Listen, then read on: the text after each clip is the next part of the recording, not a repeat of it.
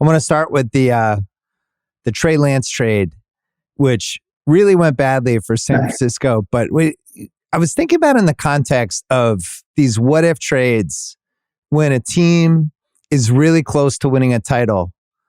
And there can be this what if moment that can either push them one direction or the other, right? And you think like they had the 12th pick in that amazing draft and ended up getting nothing out of it.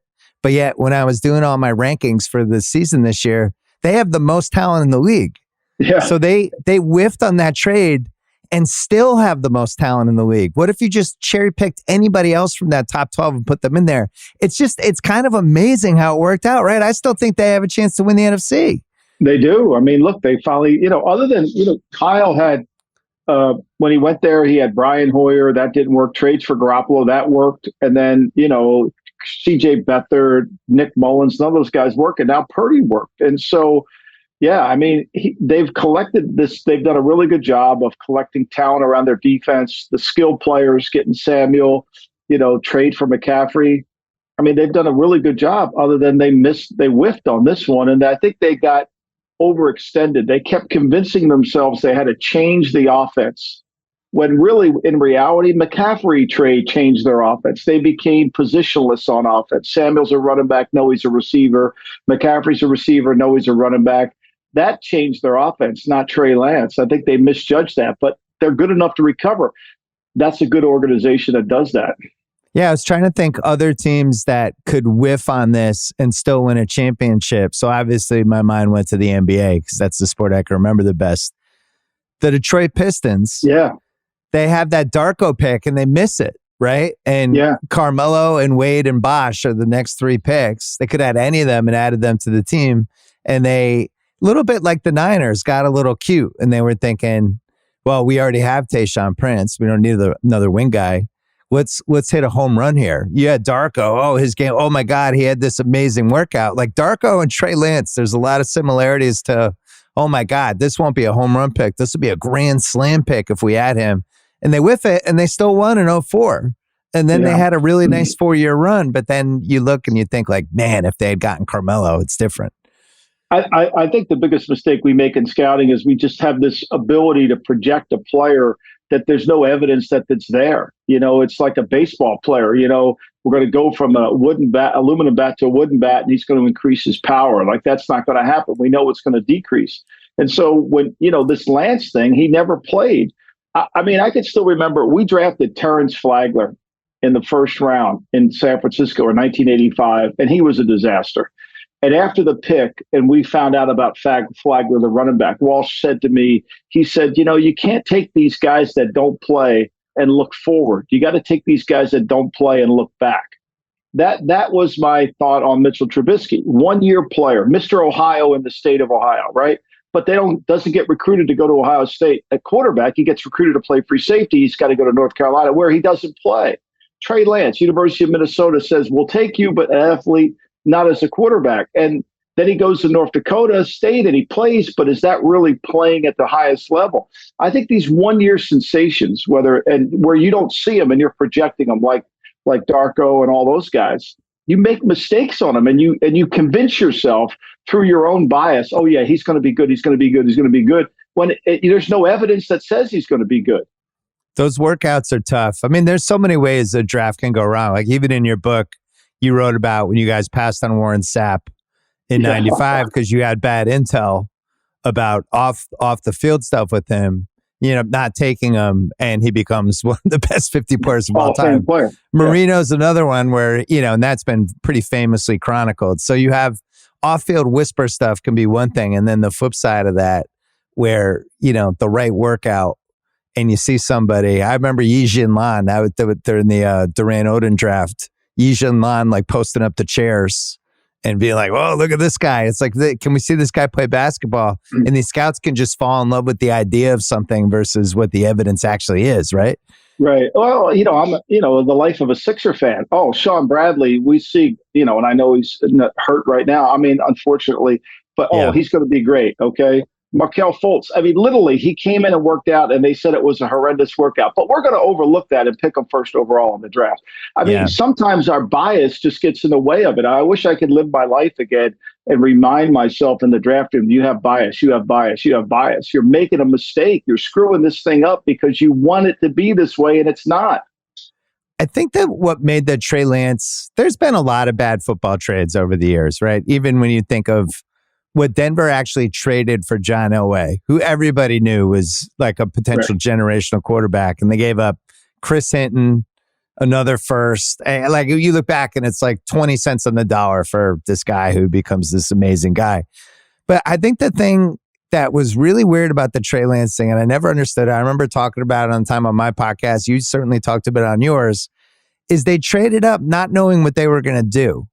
Right. And I don't remember that situation before. Like even when the Bears traded up for Trubisky, and they didn't trade up that much. They moved up one spot. They gave up a third and some other stuff. But what was more galling about that was that Mahomes and Watson were in that draft and they just completely miscalculated it.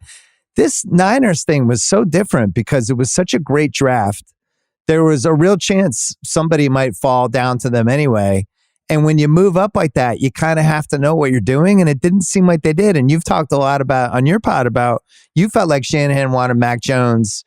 And then they spent the next couple months basically convincing him that Trey Lance was the guy. But how do you trade up to a spot and give up all that capital and not know what you're going to do? Well, see, I think they did. I think he was in Cabo. He watched Mac Jones. He felt like, oh, this guy, the Patriots are going to pick this guy. We got to get in front of the Patriots to get him. They already were in front of the Patriots at 12, but he felt they were going to trade up. And I think his front office, Adam Peters, John Lynch, said, no. And it was all over Twitter. You can't trade up for Mac Jones. He's not athletic enough. He's not good enough. Trey Lance, You have to trade up for. That's who you have to trade up for. And look, I think this will go down. There's probably going to be a whole COVID-19 mistake world that we all lived in, right? You know, nobody was on the road. Nobody saw them. I mean, the high school rankings in COVID-19 were all messed up too. The colleges that got high rankings You're talking 2020, not 19, right? Yeah. 2020, COVID-19, I called it, whatever that is. But so I think they just miscalculated and they convinced themselves. I can remember I sent Kyle a text and I said, look, I'm going to tell you a story. In 1986, we're getting ready to trade for Steve Young. And Bill Walsh walked in the room and asked everybody in the room, Mike Holmgren, everybody, Bob McKittrick, Ray Rhodes, Bill McPherson, George Seifert, all these legendary coaches, would you trade for Steve Young? And not a hand went up. Now, a lot of them were partial to Joe Montana, right? They wanted Joe, right? And Bill walks out of the room and he says to me, go pick up Steve Young at the airport. I'm not listening to them. Sometimes you got to do what you believe is the right thing to do. And you're the only one who knows the right thing to do. I say this all the time. They've never dedicated a monument to a committee. When you're asking a lot of people's opinions, you're going to end up diluting your opinion and you're going to make a bad decision. I'm not saying Kyle's got all the answers, but when it comes to the quarterback position, he knows. And I think he let himself down. He took the heat for it. He stood in front of him and said, hey, look, it's on me. I get that. But behind the scenes, Christopher Sims and I both knew what was going on there. And we both were saying it. Now, we were getting killed on Twitter, certainly. But I think that's what happened. And I think it's another lesson for any decision maker out there. You got to really limit the amount of people you evaluate the evaluators. I think sports and television work very similarly in that respect. Because you think like the great shows, right? David Chase. Yeah. Your favorite show, The Sopranos, one of my top 3. You're almost psychotic with The Sopranos. Like you can compare any situation to a Sopranos episode. I don't know how you do it. It's really amazing. But David Chase wasn't coming up with like the season 3 season finale and is like, let me poll my group of 9 HBO executives and 11 people in the writer's room and try to decide what I'm going to do with these 3 storylines. Like ultimately, like it's his vision. He's doing it. He had like 1 or 2 people that he bounced stuff off. That's it. And in sports, that seems like the most successful model. The more that people come in and, the owner's got some ideas. Oh, the owner's got a son. He wants to get into player personnel stuff. So now these 2 are in. The head coach is in. Oh, wait, the defensive coordinator has to be involved. His buddy coached this guy in college. And now you got 9 people in there. And that's where it falls apart, right? Right. Yeah. I mean, Orson Welles talked about this. They asked him, how did he get so much authority to make Citizen Kane? Because when he made Citizen Kane, he didn't have to show the dailies to the executives. He didn't have to get approval. he got all the authority to make Citizen Kane without any interruption from RK Studios. And the reason he got it is he kept saying no to him. I don't want to do it. And they kept pressuring him. And when he finally made it, they had to accept what he made. And I think there's a lot to that. Like, you get too many people interjecting their opinions, it all of a sudden there's doubt that builds in there. And so he was able to make a movie that's maybe the greatest movie of all time. I don't know, right? So it's in the top 20. And because he was able to get away, it's the same thing with trades. When you can just focus on, I don't think Pat Riley or Jerry West were the great NBA general managers. I don't think they listen to very many people. I think they make their decisions based on their instincts, having played the game, having been a part of it, and understanding it. So when you were in Cleveland, how many people in the Belichick era, how many people were in that room?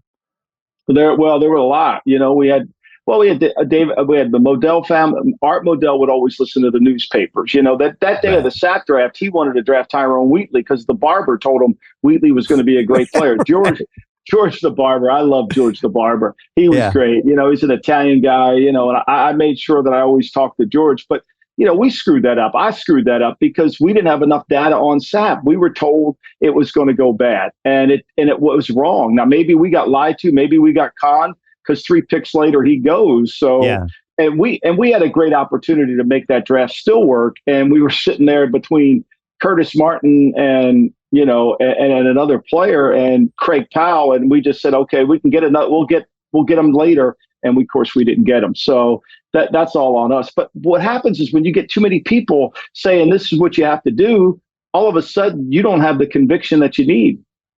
Not to compare 30 for 30 to Citizen Kane, but after I came up with the idea and I started developing it with Connor Shell, nobody at ESPN thought it was going to happen. Right. And we got left alone for basically like a year. Right. And we developed the whole thing and then talked to all these people, and nobody blocked us or got involved or anything because it just was assumed it was going to get killed and never happened. And by the time we finally had the meeting where we had to pitch it to everybody, we had every single piece figured out and there was no way for anyone to mess with it. And I always felt like if there had been a couple people at any point in that first 9 months, it probably goes a different way and things get screwed up. So, I think I always feel like for something really cool to happen, a lot of times, the least amount of people that can be involved, it's usually the way to go. Sports trades, I think you made a great point with the COVID year. Because a lot of people have compared Trey Lance to Wiseman. And you go back and you look at that 220 NBA draft, Wiseman goes second, Killian Hayes goes seventh, Halliburton falls all the way to 12th, who was like lights out, but there's no tournament that year. And Desmond Bane falls to, I think, 30th. And all these things happen that just because we didn't have a tournament to kind of watch these guys at the highest possible competition level, and then they weren't able to work them out in person. So then crazy shit happens. So do you think there had to be a little piece of that with NFL? Right. And there was too much information. Everybody was talking to everybody because you had to call somebody on the phone to get details because you weren't going to see the player, right? Yeah. Oh, let me call my buddy over here and talk about Desmond Bane. Let me talk about this player. Let me talk about, all of a sudden you got too many people. I think the key line in any business, whether it's making 30 is evaluate the evaluator. Who's giving you the information? That's the key, is like, we don't evaluate. It's like Pro Football Focus. They just throw those numbers up there and they hide behind this curtain. And I'm not against it, but tell me who's doing the evaluation. Like, I'd like to know. Like, I want to know, like, put somebody's name on it. Don't just say it's Pro Football Focus. Like, that's okay.